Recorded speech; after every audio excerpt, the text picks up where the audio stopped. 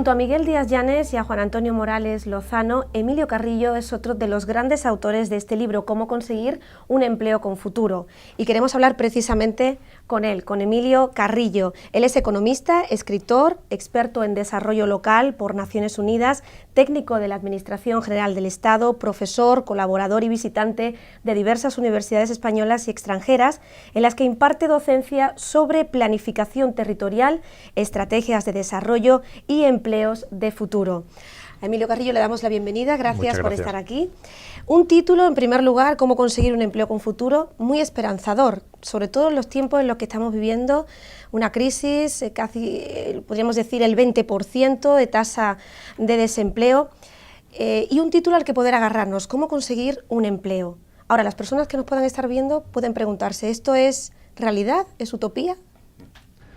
El título y lo que el libro contiene con relación al título no tiene nada de utopía ni nada de quimérico, sino que es una realidad. Y es una realidad además que se basa en un análisis, yo diría que riguroso, pero también, si se me permite la expresión, incluso pesimista acerca de la evolución del mercado laboral. Es decir, cuando aquí hablamos de empleos de futuro no estamos haciendo referencia ni mucho menos a que las cosas dentro de 1, 2, 4, 5 años vuelvan a ser como antes. Yo tengo el convencimiento de que lo que estamos viviendo es mucho más que una crisis, es una auténtica mutación del sistema socioeconómico y no podemos caer en el voluntarismo de pensar que las cosas mañana, y ese mañana puede ser 1 año, 3 años, volverán a ser como antes. Posiblemente las cosas nunca vuelvan a ser como antes de lo que hemos denominado crisis y que, insisto, posiblemente sea una mutación profunda del sistema. A partir de ahí, cuando se habla de empleos de futuro, somos conscientes de nuestro nivel de compromiso. Es decir, no se trata solamente de un análisis técnico, sino que es un compromiso con la gente que va a acceder al libro. Y ese compromiso lo hemos abordado con sentido de la responsabilidad, lo hemos abordado con conocimientos rigurosos de la realidad y lo hemos abordado también intentando transmitir cierto optimismo, intentando transmitir la conciencia cierta de que existen puertas que se pueden abrir siempre que haya voluntad de acudir a esas puertas. A partir de ahí creo que en el texto lo que ponemos a disposición del lector es un abanico muy amplio de empleos con futuro. Explicamos por qué precisamente tienen futuro esos empleos frente a otros que no los tienen y lo que también tiene mucha necesidad la gente, saber cómo se forma en esos empleos con futuro. ¿Qué objetivos os habéis marcado con la edición de este libro? Pues información, sensibilización y motivación. Hemos sentido que hay muy poca información sobre dónde están esas actividades laborales de futuro. Hemos sentido que esa desinformación la tienen muchas personas jóvenes que están en procesos formativos. Lo tienen también muchas personas ya adultas que sienten, bien porque han perdido el empleo o bien porque sin perderlo sienten la necesidad de una recualificación. E igualmente muchas personas que tienen algún tipo de inquietud emprendedora, bien sean como autónomos, bien sea a través de algún pequeño o microproyecto empresarial.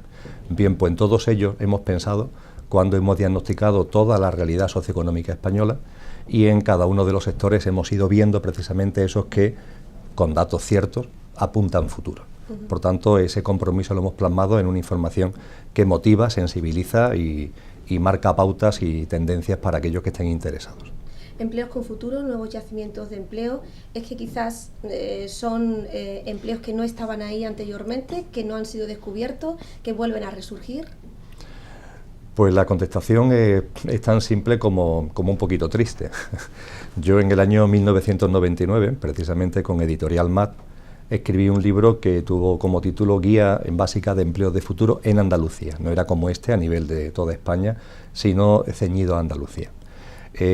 Cuando he estado trabajando en este nuevo texto, es evidente que han aparecido otros empleos de futuro que ya lo eran en el 99, no lo son ahora en el 2010, pero podríamos decir que hay un núcleo duro de empleos de futuros que lo eran en el año 1999 y que lo siguen siendo en el año 2010. De lo que cabe deducir que ha habido segmentos de actividad en los que por distintas razones, por los motivos que sean, por falta de una orientación pública adecuada, por falta de recursos presupuestarios, por deficiencia formativa, por desconocimiento de emprendedores, por los motivos que sea, esas oportunidades no han sido rentabilizadas. Posiblemente teníamos que llegar a una situación límite como la que estamos actualmente para que los ojos se volvieran y empezáramos a ver en esas oportunidades lo que realmente son. Hay por ahí una ley que dice que los seres humanos solamente hacemos las cosas realmente bien cuando no tenemos otra alternativa, ¿no? Yo creo que la parte positiva a lo que estamos viviendo en estos momentos radica precisamente en eso, y desde luego podemos tener la certeza de que empleos con futuros existen, que esos empleos no son los que habían antes, que obligan a hacer un replanteamiento muy profundo que incluye la propia formación, pero que existen esos empleos con futuro. No sé si esta pregunta será más fácil que la anterior, no lo sé, pero esta persona de la que vamos a hablar a continuación, al igual que muchas otras en nuestro país, tiene una amplia experiencia laboral en uno de los sectores que ha generado hasta hace unos años bastante economía aquí en España, como es el sector de la construcción, pero sin embargo no cuenta con el título de la ESO. ¿Qué orientación de empleo se le puede dar? Sucintamente expuesto, mi consejo de orientación iría en dos líneas fundamentales.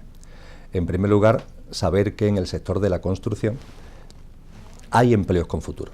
Sé que eso dicho hoy día puede parecer algo quimérico, pero es una realidad.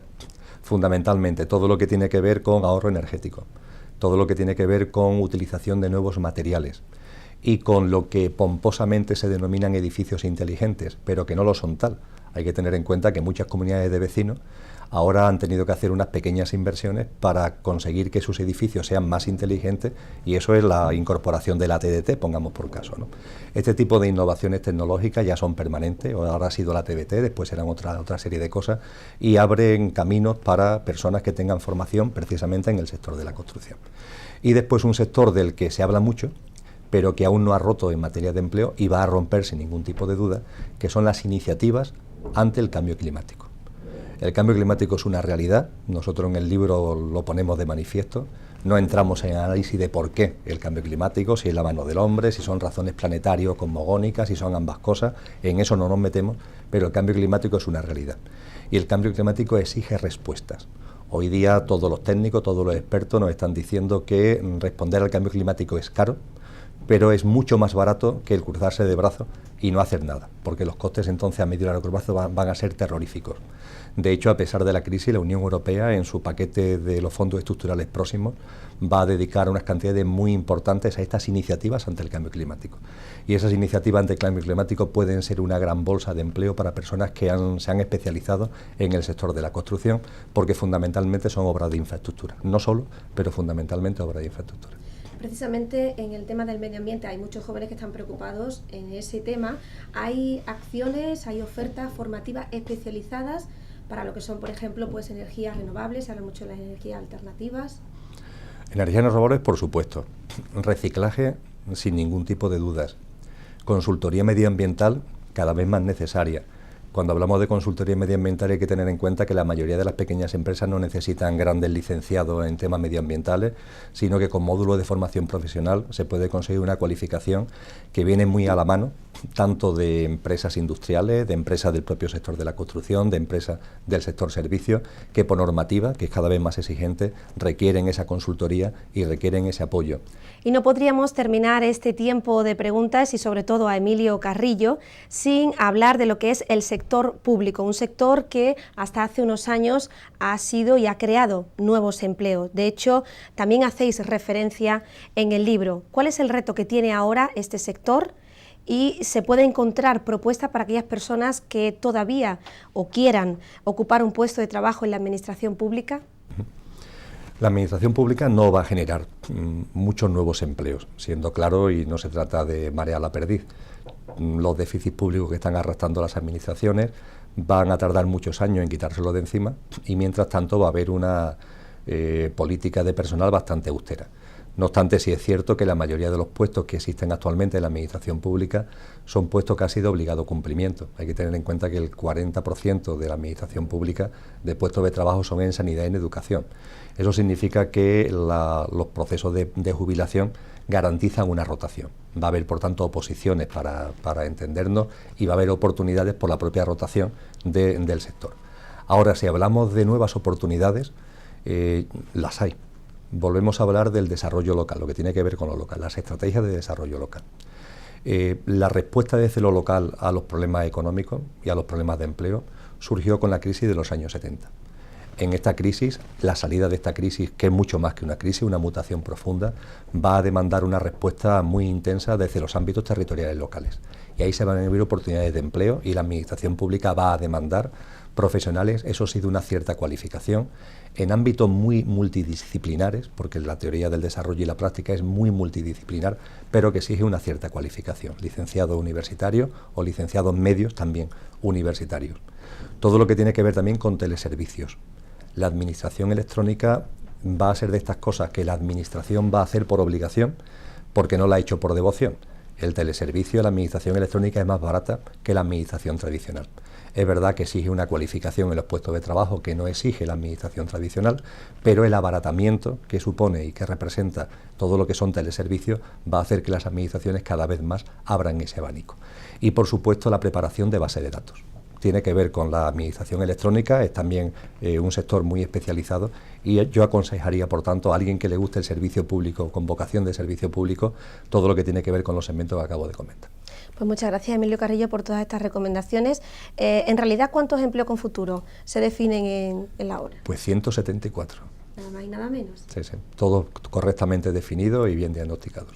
Por tanto, se puede decir que hay bastante empleo de futuro, que hay buenas expectativas o buenas esperanzas. Sí, nuestro cálculo es que si fuéramos capaces de poner en valor por información, por colaboración, por motivación, los empleos de futuro de los que hablamos, se podrían crear en España aproximadamente 1 millón de puestos de trabajo. Pues muchas gracias.